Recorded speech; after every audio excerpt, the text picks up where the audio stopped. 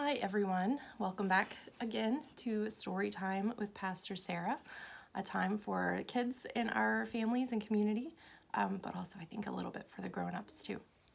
This is a book that's pretty new to me. It's called When God Made the World, and it's written by Matthew Paul Turner and illustrated by Jillian Gamble. And the illustrations are especially pretty, as are the words.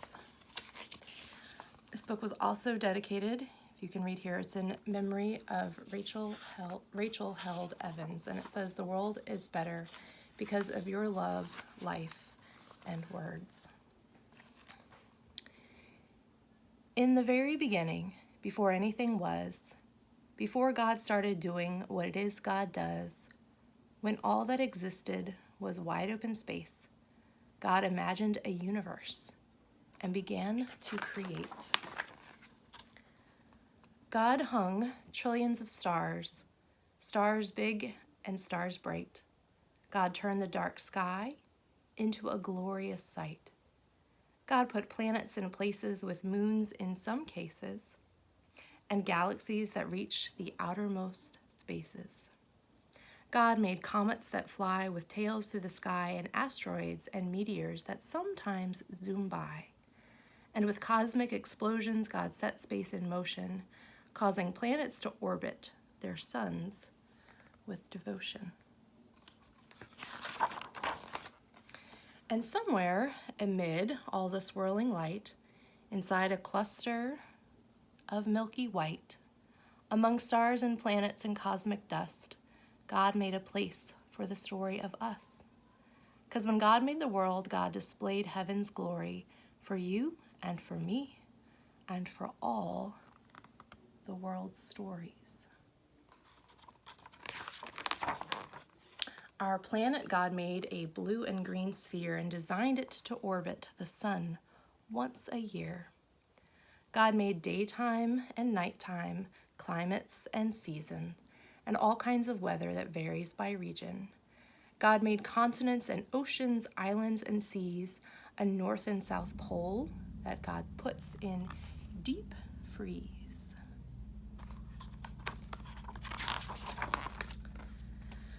God carved rivers and brooks, mountains and caves, made beaches with sand and huge crashing waves. God made tropics and plateaus, glaciers and meadows, marshes and tundras, and erupting volcanoes. God made some places high with peaks in the sky and places where snowflakes still fall in July. And in quite a few spots, God made it so hot. Should you visit, just know that you must drink a lot. God made valleys so low and geysers that blow, and under Earth's surface, God put well springs that flow. Then, with gardens and forests and other things green, God made earth come to life, using soil and seed. God made cypress and pines, bushes and vines, all kinds of trees with leaves God designed, plants full of flavor like basil and thyme, and trees that grow citrus like grapefruit and lime. God made flowering plants and plants that enchant. While most you can touch, God made some you can't. Roses, be warned, are prickly with thorns, and there's an African melon God covered in horns, and poison ivy's backlash, giving you a rash. Wherever it touches, you'll itch and you'll scratch. But don't let that stop you. Run barefoot through grass. Pick a flower or two, or a bouquet perhaps. Find a tree you can climb, or with a seat and some twine, build your very own swing or backyard zip line. And when you eat grapes or pour syrup on crepes or into a forest, you go to escape. Give thanks to God for all that God made, for the fruit and the syrup, for the trees and the shade, because when God made the world, God did all that God could to create every detail for our joy and our good. Now, what happened next is a mystery at best, but God made a bird, and that bird made a nest, so God filled the sky. Perhaps over time with birds and more birds, and most learned how to fly. God made bluebirds and blackbirds, big birds and small birds, a few birds quite absurd, and the loudest birds you've ever heard. Crows crowed, doves cooed, chickens clucked, owls hooed, robins chirped, pheasants whirred. The world got noisy when God made birds. Then the oceans God filled with fish, sharks, and krill. Creatures God made with fins and with gills, swordfish and trout, fish sleek and fish stout, and whales that God made to breathe through a spout. God made sea rays and eels, fish red, yellow, or teal, and some fish so odd that they hardly look real, like a fish that has fangs, or a monster-like face, or a fish that flies or makes its body inflate.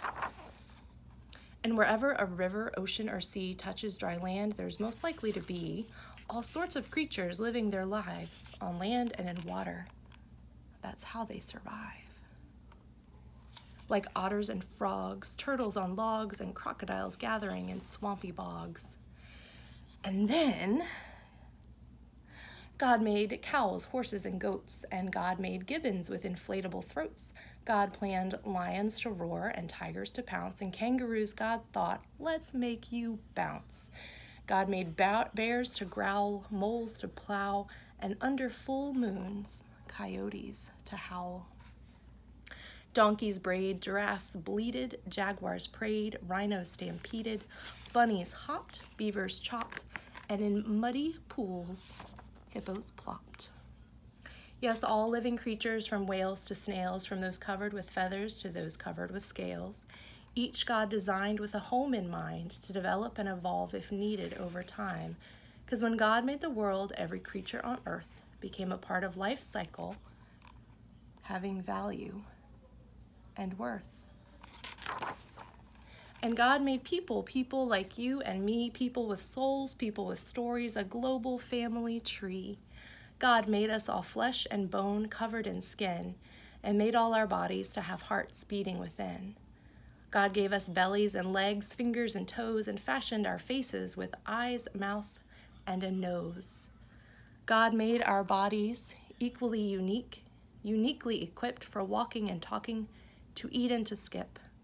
God wired our brains to feel love and feel pain, to process and learn, to read and retain. But despite all we share, we're also unique. God made us all human with just a few tweaks. Each of our faces, bodies, and traits, our skin tones, our features, God did create. God made some people shy and some people loud, and some who thrive in the midst of a crowd. Some make music and some like math, and some are prone to blaze their own path.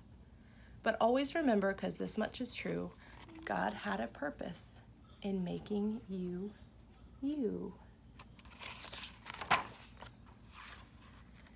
So use every gift, every talent or shtick. Make the whole world better with your God-given trick. Or if you're like Stone, building really long bridges out of Legos. It's a high-speed train. Oh, a high-speed train. Okay, let me finish the story.